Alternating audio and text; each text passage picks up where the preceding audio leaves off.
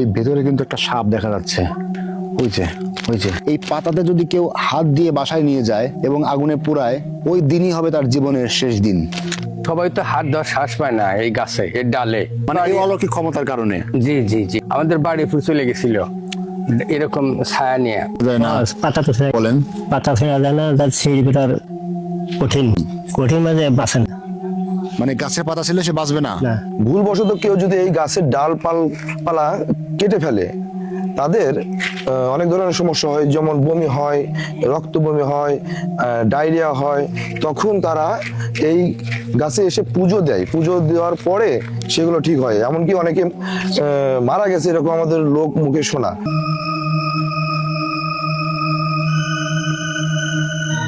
সিরাজগঞ্জের এক নীরব গ্রামে দাঁড়িয়ে আছে 500 বছরের পুরানো এক বটগাছ।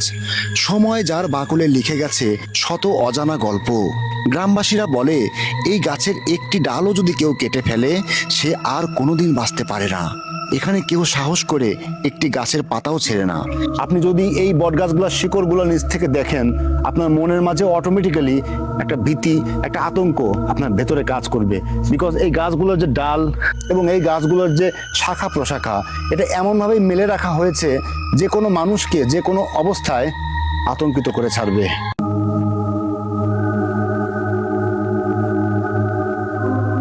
একটা ডাল কাটা হয়েছিল, কাটার পরে ওই গাছের থেকে ধোঁয়া বের হচ্ছিল, এটা আমরা দেখতে পেয়েছি এবং অনেকেই দেখতে পেয়েছে। এটা এই গাছে যদি একটা বার আপনি ওঠেন কোনো একটা অংশ দিয়ে, আপনি আরেকটা অংশ আপনি খুঁজেই পাবেন না।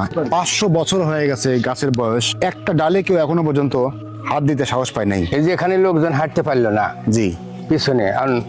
আমি মনে করেন যে কেউ কাটা সাহস পেল না, আমি আল্লাহর নাম নিয়ে মনে করেন যে ওনার কাছে এখন যে থাক না থাক, ওনার কাছে নত স্বীকার করে, বাবা আপনার জায়গায় আপনি থাকেন, আমাদের বিশেষ প্রয়োজনের ক্ষেত্রে আমরা কাটিয়ে দেবো, আমাদের যেন আমার কোনো যেন বাধা বিঘ্ন না আসে। মানে আপনি বটগাছকে বলছেন?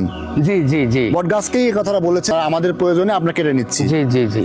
মানে এটা কি বটগাছের প্রতি আপনার শ্রদ্ধা বা সম্মান? হ্যাঁ হ্যাঁ, আছে আছে।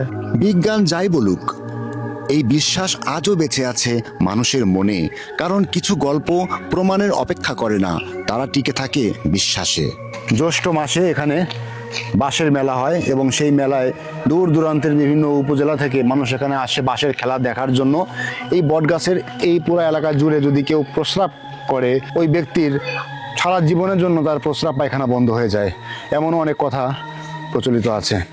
প্রকৃত অর্থে যদি এই বিশ্বাসগুলো শুধুমাত্র বিশ্বাস হয়ে থাকে তাহলে তো হলোই, কিন্তু যদি এগুলো বাস্তবে কোনো প্রতিফলন ঘটে, সেটা কিন্তু আপনার জন্য, আপনার পরিবারের জন্য সুখকর কিছু হবে না।